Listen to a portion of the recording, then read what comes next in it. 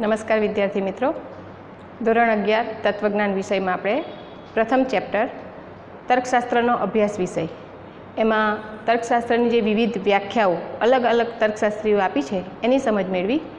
હવે પછી આપણે બીજો જે ટૉપિક છે એનો તર્કશાસ્ત્રનું રૂપલક્ષી સ્વરૂપ એના વિશે અભ્યાસ કરીશું.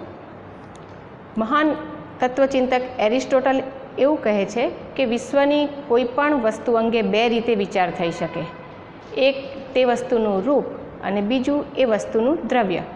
એટલે કે રૂપ એટલે કે ફોર્મ અને દ્રવ્ય એટલે મેટર. વિશ્વની દરેક વસ્તુ આ બે બાબતમાં વિભાજિત થયેલી છે. દરેક વસ્તુ રૂપ ધરાવે છે અને દરેક વસ્તુને મેટર એટલે કે દ્રવ્ય હોય છે. તો તર્કશાસ્ત્ર જે છે એટલે કે લોજિક એ ફોર્મલ સાયન્સ છે, રૂપલક્ષી શાસ્ત્ર છે. એટલા માટે એને રૂપલક્ષી શાસ્ત્ર કહેવામાં આવે છે કારણ કે તર્કશાસ્ત્ર આપણે અગાઉ જોયું એમ વિચારણાનો અભ્યાસ કરે છે. વિચારણાને તર્કશાસ્ત્રની ભાષામાં અનુમાન કહેવાય અને અનુમાનની જ્યારે શાબ્દિક રજૂઆત કરવામાં આવે ત્યારે તે બને છે દલીલ. આ દલીલનો અભ્યાસ કરતી વખતે તર્કશાસ્ત્ર એ દલીલમાં જે વિષય છે એને ધ્યાનમાં રાખતું નથી, પણ એ દલીલનું જે માળખું છે, રૂપ છે, સ્ટ્રક્ચર છે એને ધ્યાનમાં રાખે છે અને એને આધારે દલીલની પ્રમાણભૂતતા નક્કી કરે છે કે દલીલ પ્રમાણભૂત કહેવાય કે અપ્રમાણભૂત. એ માટે એ રૂપનો આધાર લેતું હોવાથી એને રૂપલક્ષી શાસ્ત્ર કહેવાય છે. તો એના માટે આપણે સૌથી પહેલાં રૂપ અને દ્રવ્ય શું છે એની વાત કરીએ. રૂપ એટલે એક સ્ટ્રક્ચર કે માળખું. આપણે અહીં બાહ્ય દેખાવના અર્થમાં લેવાનું નથી. રૂપ એટલે એક પ્રકારનું માળખું છે અને દ્રવ્ય એટલે વસ્તુ જેમાંથી બની હોય તે એ વસ્તુનું દ્રવ્ય કહેવાય. દાખલા તરીકે એક ટેબલ હોય એ લાકડાનું છે, તો ટેબલનું જે માળખું છે, ટેબલનો જે દેખાવ છે, ટેબલનું જે કદ છે એને કહેવાય રૂપ. અને એ ટેબલ લાકડામાંથી બન્યું છે એટલે દ્રવ્ય બનશે લાકડું. જો ટેબલ લોખંડનું હશે તો એ ટેબલનું રૂપ જે સ્ટ્રક્ચર છે એ ટેબલનું રૂપ છે અને લોખંડ છે એ એનું દ્રવ્ય છે. આ જ વસ્તુ દરેક બાબતમાં લાગુ પડે છે. રૂપ એ એક પ્રકારનું ફોર્મ આપે છે આપણને, જેમાં અલગ અલગ દ્રવ્ય ભરવાથી એ જ રૂપની અલગ અલગ વસ્તુ આપણને મળે છે. એના માટે ખૂબ સુંદર પંક્તિ, તમે 12મા ધોરણમાં આવશો તો પહેલી જ કવિતા છે નરસિંહ મહેતાની અખિલ બ્રહ્માંડમાં. એની જે પંક્તિ છે એ પંક્તિનો અહીં રૂપ અને દ્રવ્યમાં આપણા ટૉપિકમાં પણ ઉલ્લેખ થયેલો છે કે ઘાટ ઘડિયા પછી નામરૂપ જૂજવા, અંતે તો હેમનું હેમ હોય. એટલે કે હેમ એટલે કે સુવર્ણ, સોનું. અંતે તો સોનું જ છે, ઘાટ ઘડિયા પછી નામરૂપ જૂજવું. એટલે એ સોનાના દ્રવ્યમાંથી જ્યારે અલગ અલગ વસ્તુનું નિર્માણ કરવામાં આવે છે, એને અલગ અલગ બીબામાં ઢાળીને એ સોનામાંથી હાર, વીંટી, બંગડી કે બીજી અનેક વસ્તુઓ જ્યારે બનાવવામાં આવે છે ત્યારે એ અલગ રૂપથી અને અલગ નામથી ઓળખાય છે. બાકી અંતમાં તો હેમનું હેમ હોય છે. એટલે કે રૂપ અહીં તમે જોઈ શકો છો જુદા જુદા છે, પણ દ્રવ્ય બધામાં એક જ છે. આ જ વસ્તુ બીજીમાં પણ લાગુ પડે. દાખલા તરીકે બંગડી એક આકાર છે, એ બંગડીમાં સોનું દ્રવ્ય ભરવામાં આવે તો સોનાની બંગડી બની જશે. એ જ બંગડીમાં ચાંદીનું દ્રવ્ય ભરવામાં આવશે તો ચાંદીની બંગડી બની જશે. એ જ બંગડીમાં જો પ્લાસ્ટિકનું ભરવામાં આવશે તો એ બંગડી પ્લાસ્ટિકની બની જશે. એવી જ રીતે અન્ય પિત્તળની પણ બની શકે, તાંબાની પણ આ બંગડી બની શકે. આમ અલગ અલગ દ્રવ્ય ભરવાથી બંગડીનો આકાર, માળખું એક રહે છે, પણ એ બંગડી માં દ્રવ્ય જુદું ભરવાથી એ જુદી બને છે, એનું રૂપ બદલાય છે. તો આ રીતે એક જ રૂપ હોય એના દ્રવ્ય અલગ અલગ હોઈ શકે. એવી રીતે દ્રવ્યમાં પણ એવું છે, દ્રવ્ય એક જ હોય પણ રૂપ જુદા જુદા હોઈ શકે.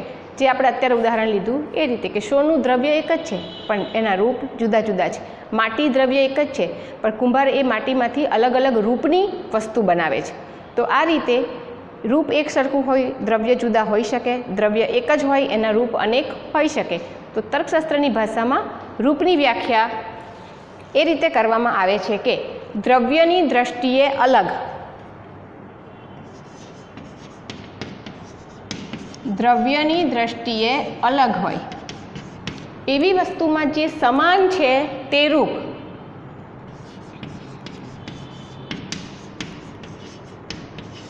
દ્રવ્યની દ્રષ્ટિએ અલગ હોય એવી વસ્તુમાં જે સમાન રૂપે રહેલું છે તેને રૂપ કહેવાય છે. અને દ્રવ્યની વ્યાખ્યા વસ્તુ જેમાંથી બની હોય તેને તે વસ્તુનું દ્રવ્ય કહેવામાં આવે છે. આમ અલગ અલગ વસ્તુ જે આપણે જોઈએ છીએ એ એક જ દ્રવ્યમાંથી બનેલી હોઈ શકે, એક જ વસ્તુ અલગ અલગ દ્રવ્યમાંથી બનેલી હોઈ શકે. તમે લોકોને એક સરસ ઉદાહરણ આપું તો આપણે ઈંટ બનાવવાનું જે કારખાનું હોય ત્યાં જોઈએ તો એક બીબું હોય છે એમની પાસે, એની અંદર માટી ભરી અને એ આકારની ઈંટ તૈયાર કરવામાં આવે છે. તો આવી જ રીતે સુવર્ણ મેડલ, ગોલ્ડ મેડલ જેને કહીએ આપણે, તો ગોલ્ડ મેડલ જ્યારે તૈયાર કરવામાં આવે છે ત્યારે એના માટે એક પ્રકારનો ફોર્મો તૈયાર હોય છે, ફોર્મ તૈયાર હોય છે. એની અંદર સુવર્ણનું દ્રવ્ય ભરવામાં આવે તો એમાંથી ગોલ્ડ મેડલ બની જાય, ચાંદીનું દ્રવ્ય ભરવામાં આવે તો એમાંથી સિલ્વર મેડલ બની જાય, બ્રોન્ઝ મેડલ પણ એમાંથી બનાવી શકાય. આમ અલગ અલગ દ્રવ્ય ભરીને એ અલગ અલગ મેડલ તરીકે આપણે એને ઓળખી શકીએ છીએ. તો આ રીતે રૂપ અને દ્રવ્યની વાત કરી. તો આ રૂપ અને દ્રવ્ય તર્કશાસ્ત્રમાં કઈ રીતે કામ આવે છે એની આપણે વાત કરીએ તો હમણાં કહ્યું એમ દલીલનો અભ્યાસ કરતી વખતે તર્કશાસ્ત્રી રૂપને ધ્યાનમાં રાખે છે. હવે દલીલ તો વિધાનોની બનેલી હોય છે, વિધાનોમાં એક સરખું રૂપ હોય, વિધાનો જુદા જુદા હોય એવું બની શકે. એક ઉદાહરણ આપણે લઈએ તો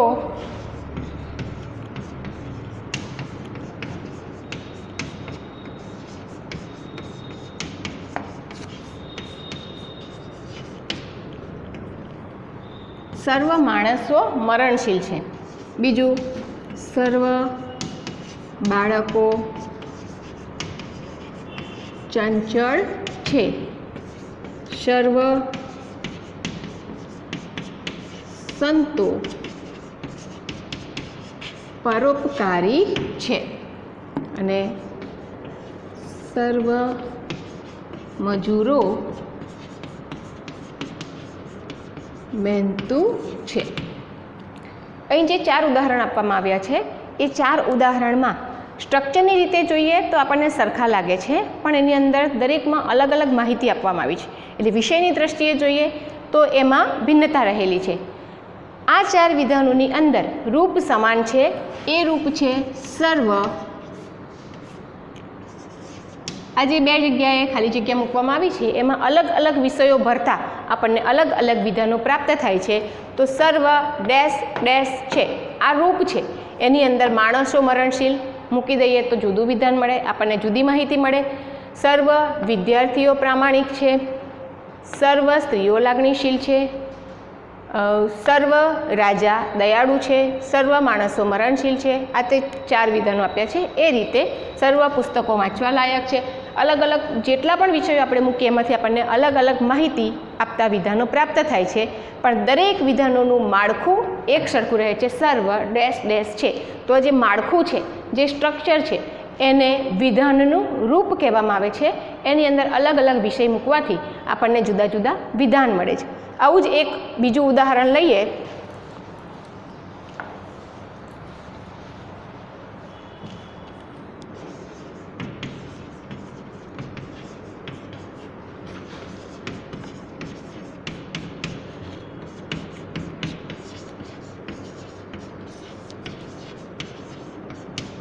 જો મહેનત કરશો તો સફળ થશો.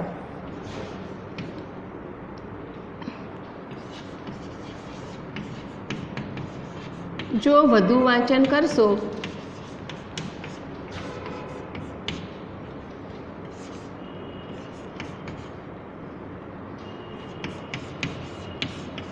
તો સારા ગુણ મળશે. જો વરસાદ પડશે તો ખેતી સારી થશે.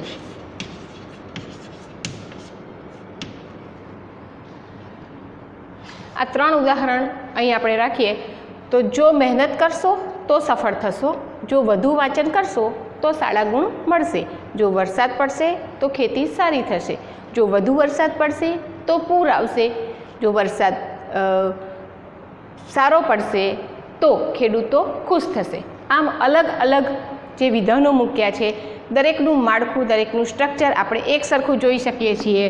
જો ડેશ તો ડેશ. આ બંને ખાલી જગ્યાઓ જે મૂકવામાં આવી છે એની અંદરનો વિષય બદલતા આપણને જુદા જુદા વિધાનો પ્રાપ્ત થાય છે. તો અહીં પણ આપણે જોઈએ છીએ જો ડેશ તો ડેશ. આ છે વિધાનનું રૂપ. એની અંદર અલગ અલગ વિષયો મૂકીએ છીએ જે એનું દ્રવ્ય કહી શકાય. બીજું એક ઉદાહરણ આના જેવું જ લઈએ તો આ દરેક પ્રકારના ઉદાહરણોને તર્કશાસ્ત્રમાં વિધાનમાં લેવામાં આવે છે. કાં તો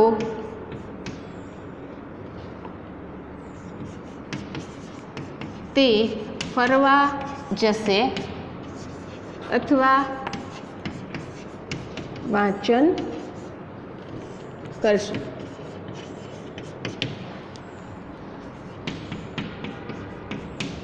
કાં તો તમે આર્ટ્સ પસંદ કરો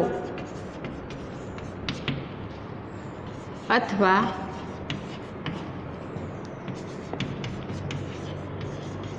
કોમર્સ પસંદ કરો.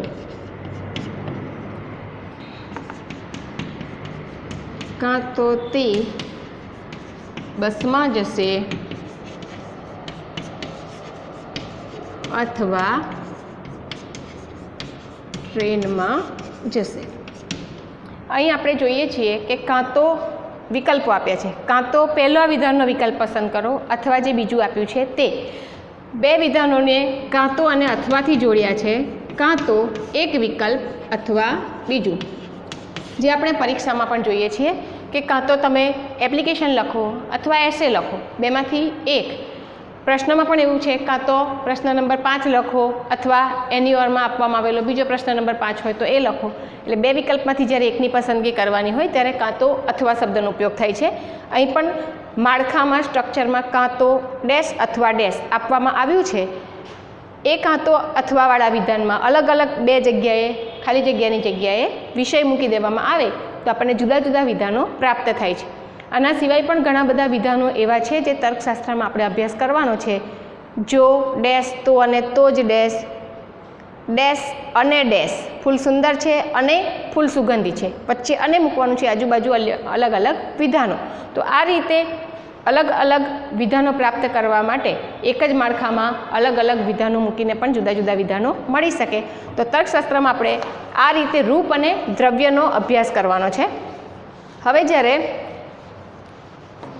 તર્કશાસ્ત્ર દલીલોનો અભ્યાસ કરે છે ત્યારે આ દલીલો જે વિધાનોની બનેલી હોય છે એ વિધાનોના માળખાનો અભ્યાસ કરે છે. રૂપને આધારે તર્કશાસ્ત્ર નક્કી કરે છે કે દલીલ પ્રમાણભૂત છે કે અપ્રમાણભૂત.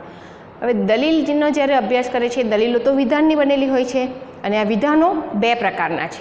તર્કશાસ્ત્રમાં બે પ્રકારના વિધાનો આવે છે અને એ દલીલની અંદર હોય છે. દલીલની અંદર જે બે વિધાનો આવે છે એને આધાર વિધાન અને ફલિત વિધાન તરીકે ઓળખવામાં આવે છે. દલીલમાં આપણે જે સાબિત કરવા માગીએ છીએ, જેની સાબિતી આપવાની છે તેને ફલિત વિધાન કહેવાય અને એ સાબિતી આપવા માટે જે પુરાવાઓ રજૂ કરવાના છે એને આધાર વિધાન કહેવામાં આવે છે. તો દલીલના જે આવશ્યક અંગો છે એ બે છે, આધાર વિધાન અને ફવી. આપણે શોર્ટમાં લખીશું ફવી એટલે ફલિત વિધાન.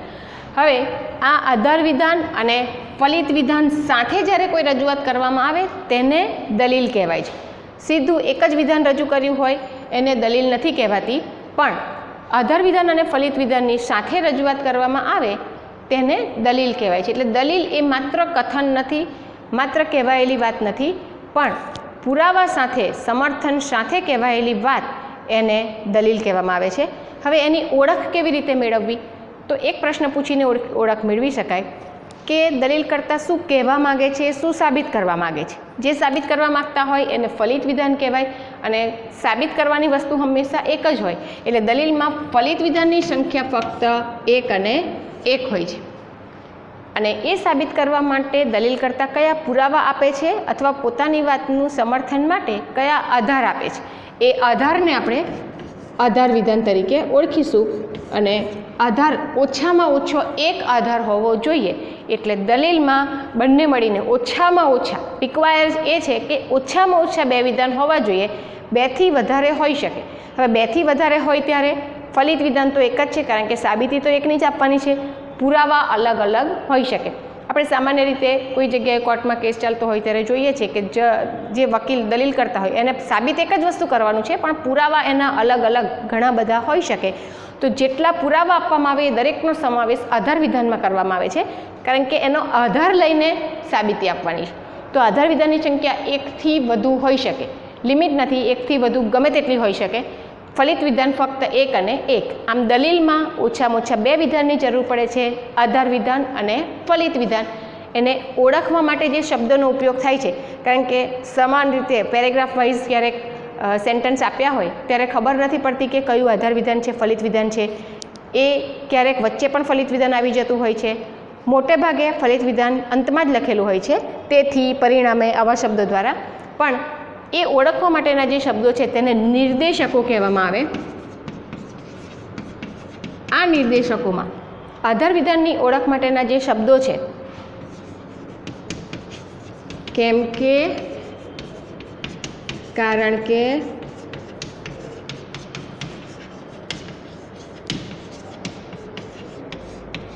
એનું કારણ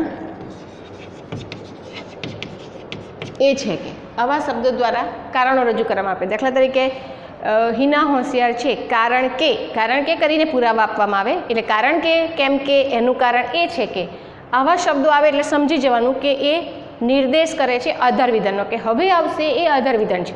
નિર્દેશક એટલે બતાવવું, ચીંધવું. તો આધાર વિધાનના નિર્દેશકો છે કેમ કે, કારણ કે, એનું કારણ એ છે કે. અને ફલિત વિધાન ઓળખવા માટે તેથી, પરિણામે,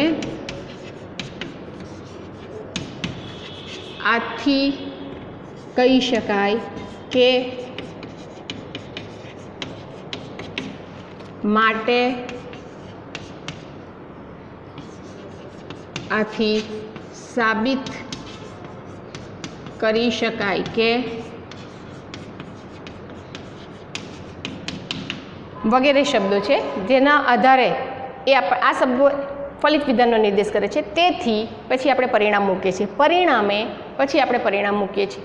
માટે, જેમ કે વરસાદ પડશે એવું આપણે કોઈની સામે સાબિત કરવા માગતા હોઈએ તો આપણે દલીલ કરીએ છીએ કે આકાશમાં કાળા વાદળ છે, ઠંડો પવન વાય છે, વીજળીના પણ ચમકારા થાય છે, તેથી આજે વરસાદ આવશે. હવે તેથી પછી જ્યારે મૂકીએ છીએ એ ફલિત વિધાન બતાવે છે.